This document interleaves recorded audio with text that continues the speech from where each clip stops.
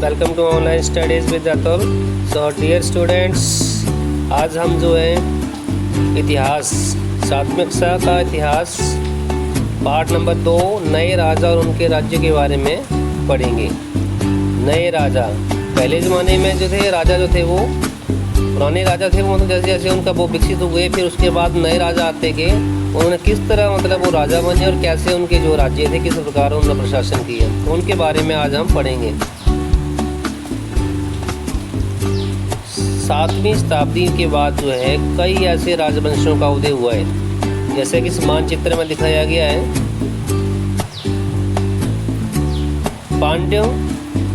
पांड्यन, चोल, चाहमान, इन सब का अलग अलग जो है, और पाल वंश, ये अलग अलग जो हैं राजवंश जो हैं वो विकसित हुए। इन्होंने अपने अपने राज्य की सीमाओं को जो है दर्शाया, बनाया और उनमें अपना अपना शासन किया। जैसे कि मानचित्र में दिखाया गया गुर्जर प्रतिहार, राष्ट्रकूट, पाल वंश, चोल वंश और चाहमान, इन सब ने जो है अपने अपने राज्यों के लिए जो है काम किया और अपना अपना राज्य जो है वो उसका विस्तार किया।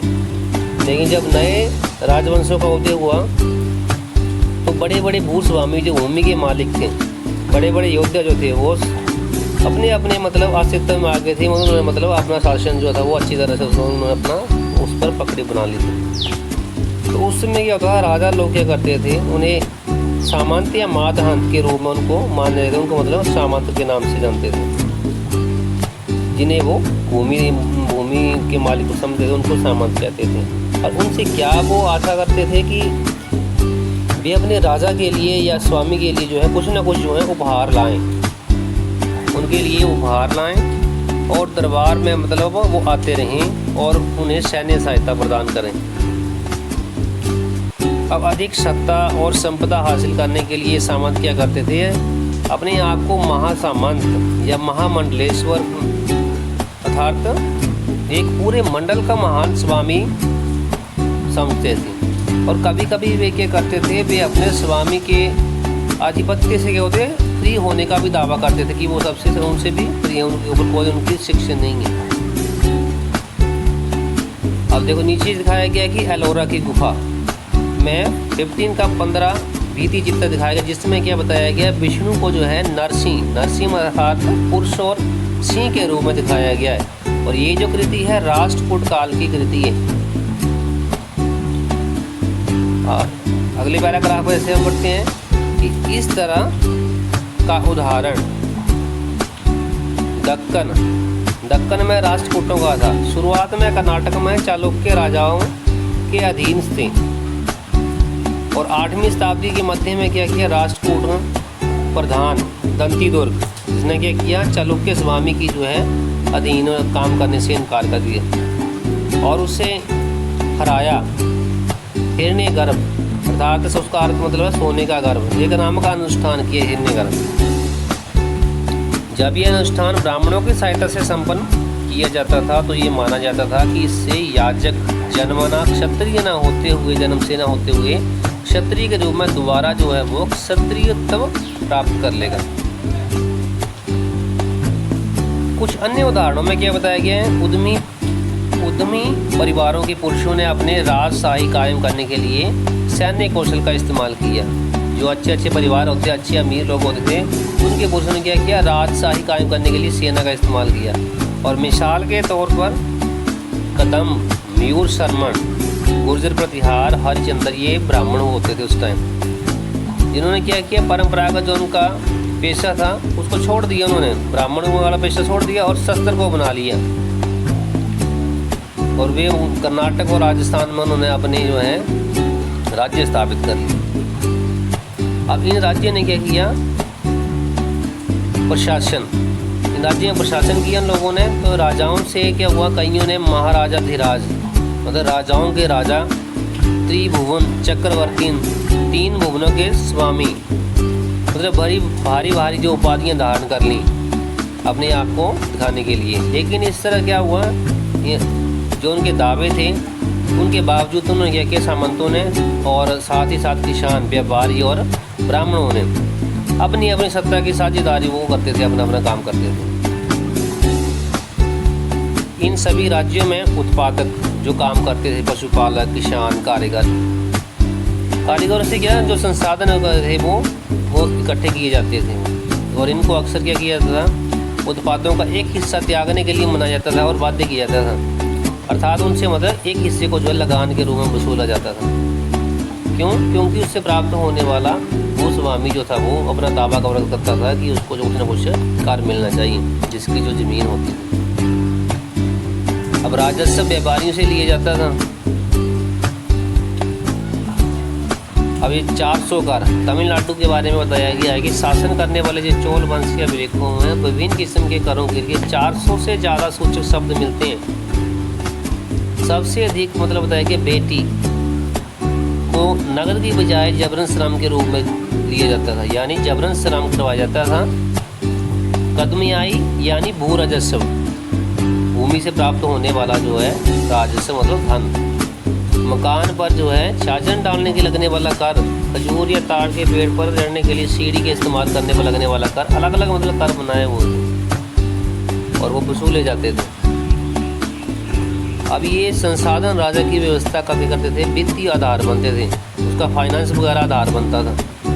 साथ ही में मंदिरों और दुर्गों का निर्माण में भी ये इस्तेमाल होते थे। अब संसाधन जो उन युद्धों को लड़ने में भी इस्तेमाल होते थे, जिनसे लूट की शक्ल में धन मिलने की तथा जमीन और व्यापारिक मार्गों के प्रयोग की संभावनाएं बनती। राजस्व वसूली के लिए क्या करते थे, पदाधिकारियों की नियुक्ति सामान्यतः जो प्रभावशाली परिवार होते थे उनके बीच से ही की जाती थी, ताकि वो वंशानुगत होती थी, परंपरा थी वो। और सेना में भी ऐसा ही होता था कि कई बार राजा के निकट संबंधी ही इन ओहदों पर होते थे। प्रशस्तियाँ और भूमि अनुदान। अब प्रशस्तियाँ क्या हैं, अब जो भी हमें मिलती हैं, जो राजाओं के अभिलेख वगैरह कुछ ऐसी चीज़ें प्रशस्तियाँ, जिनसे हमें पता है कि शासक खुद को कैसा बताना चाहते थे। मिसाल के तौर पर सूरवीर या योद्धा के रूप में उनको हम प्रशस्तियाँ कहते हैं, जो राजा की प्रशंसा करती हैं। जैसे नागवट की उपलब्धियाँ, अलग अलग राजाओं, उसमें क्या बताया गया है, समुद्रगुप्त के बारे में बताया गया है। गुप्त वंश के शासक जो था समुद्रगुप्त, उसके बारे में बताया गया। और एक प्रशस्ति में प्रतिहार, नरेश, नागव के कामों का वर्णन किया गया। अलग अलग मतलब प्रशस्तियों से अलग अलग राजा के बारे में पता चलता है। राजा लोग क्या करते थे, प्राय ब्राह्मणों को भूमि जो थे वो अनुदान में दिया करते थे, मतलब पुरस्कृत करते थे उनको। और ये ताम्र पत्रों पर अभिलिखित होते थे, जो भूमि पाने वालों को दिए जाते थे।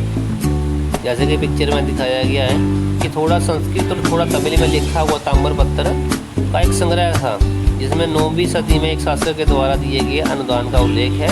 और इन कड़ियों में क्या पत्थर जुड़े थे, उन पर राजसी मोहर लगी होती थी, ये बताने के लिए कि ये एक प्रमाणिक दस्तावेज है। भूमि के साथ क्या क्या दिया जाता था कि चोलों के द्वारा दिए गए भूमि अनुदान के तमिल में भाग में कुछ अंश में क्या दिया जाता है कि हमने मिट्टी की मेड़े बनाकर साथ कांटेदार झाड़ियाँ लगाकर भूमि की सीमाओं को चिन्हित कर दिया है। और इसमें क्या चीज़ें होती थी, जैसे फलदार वृक्ष, पानी, भूमि, बगीचे, फलोद्यान, पेड़, कुएं, खुली जगह, चरागाह, ये गांव, चबूते, नहर, ये सारी चीज़ें थी, मतलब मधुमक्खी छत्ते और गहरी चीज़ें, ये सारी एक अंश थी वो भूमि अनुदान के भाग में तमिल में। और जिससे ये भूमि मिलती थी वह इससे कर वसूली कर सकता था। मैं न्याय अधिकारियों द्वारा जुर्माने के रूप में कर वसूल सकता था। पान के पत्तों पर लगने वाला कर, बुने हुए कपड़ों पर लगने वाला कर, वाहनों पर लगने वाला कर वसूल सकता था। वह पक्की ईंटों के बने ऊपरी माले पर बड़े कमरे बनवा सकता था और बड़े और छोटे कुएं खुदवा सकता था। तो इस तरह जब वो अलग अलग जो था वो टैक्स वसूल कर सकता था। 12वीं सदी में क्या हुआ, बृहद संस्कृत काव्य की रचना की गई, जिसमें कश्मीर पर शासन करने वाले राजाओं का इतिहास बताया गया। इसे कलहण नामक रचनाकार द्वारा रचा गया है।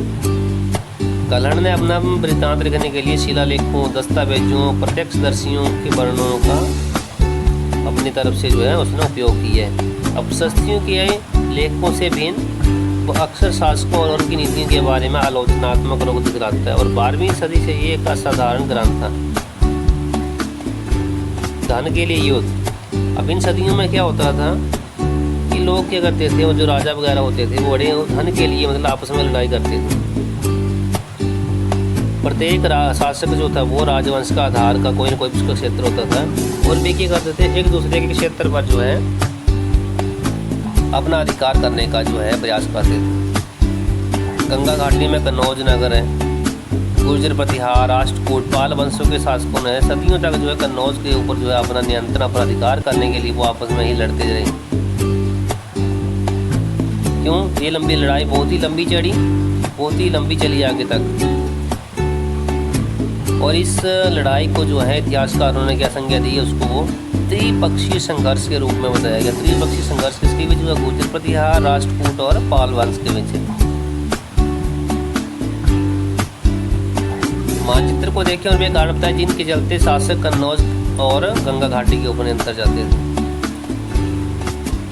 क्यों जाते थे? क्योंकि वो क्षेत्र जो था वो काफ़ी बेनिफिट मिलता था उनको, टैक्स मिलते थे, इस कारण जो था वो सभी उसके ऊपर जो है अपना नियंत्रण करना चाहते थे। शासकों ने क्या किया? बड़े बड़े मंदिरों का निर्माण करवाया, अपनी सत्ता और अपने संसाधनों का प्रदर्शन करने का प्रयास किया कि जो उनके पास साधन हैं जिनसे उनको फ़ायदा होता है उनको मतलब दिखाने के लिए उन्हें बड़ी बड़ी बिल्डिंगें बनाई, मंदिर बनवाए। तो ये मंदिर बनाने के बाद क्या होता था, जब भी एक दूसरे पर राज्य पर आक्रमण करते थे तो मंदिरों को भी अपना निशाना बनाते थे। जो कभी कभी बड़े संपन्न होते थे उनमें बहुत सारा उनको धन मिलता था, उनको मतलब वहाँ से लूट लेते थे। अब आगे आया शब्द सुल्तान। अब इसका अरबी भाषा का शब्द है जिसका मतलब है शासक। अफगानिस्तान के गजनी का सुल्तान महमूद वो शासकों में सबसे प्रसिद्ध है। उसने जो है 997 से 1030 तक जो है शासन किया, और वो मध्य एशिया के भागों ईरान और उपमहाद्वीप के उत्तरी पश्चिमी हिस्से तक किया उसने शासन, और लगभग उसने हर साल उपमहाद्वीप पर हमला करता था। वो उसका निशाना क्या होता था? जो बड़े बड़े संपन्न मंदिर हैं, पर हम बहुत सारे लोग आते हैं, बहुत अच्छे मंदिर हैं, बहुत सारा धन वगैरह होता है उनमें, उन मंदिरों को वो मतलब वो लूटता था। जिनमें क्या है, भारत का जो है गुजरात का सोमनाथ मंदिर भी है जिसको उसने लूटा हुआ था। और महमूद जो धन उठा के ले गया उसका बहुत बड़ा हिस्सा गजनी में एक वैभवशाली राजधानी के निर्माण में खर्च हुआ। सुल्तान महमूद अपने जो है जीते के लोगों के बारे में भी कई बातें जाना जाता था। उसने अल-बेरूनी नामक एक विद्वान को इस उपमहाद्वीप का लेखा जोखा लिखने का काम सौंपा। उसने मतलब सारा उसके बारे में जानकारी प्राप्त की और अरबी में एक पुस्तक लिखी जिसका नाम था किताब अल हिंद, और आज भी इतिहासकारों के लिए एक महत्वपूर्ण स्रोत है। तो अल-बेरूनी ने इसे तैयार करने के लिए जो संस्कृत के विद्वानों से जो है परामर्श किया। युद्ध करने के लिए जो दूसरे राजाओं में चाहमान भी थे जो बाद में चौहान के नाम से विकसित हुए, जैसे पृथ्वीराज चौहान, अलग अलग मतलब राजा थे। चाहमान से फिर वो चौहान के रूप में जानेंगे। वे दिल्ली और अजमेर के आसपास के क्षेत्रों पर शासन करते थे। उन्होंने पश्चिम और पूरब की ओर नियंत्रण करने का प्रयास किया, जहां उन्हें गुजरात के चालुक्यों और पश्चिम उत्तर प्रदेश के गहड़ वालों से टक्कर लेनी पड़ी। चाहमानों का सबसे प्रसिद्ध शासक था पृथ्वीराज तृतीय, जिसने सुल्तान मोहम्मद गोरी नामक अफगान शासक को 1191 में हराया, लेकिन दूसरे साल 1192 में उसके हाथों हार गया। सो डियर फ्रेंड्स, आज के लिए हम इतना ही पढ़ेंगे, बाकी पार्ट जो है हम नेक्स्ट वीडियो में पढ़ेंगे। Okay, thank you, bye bye.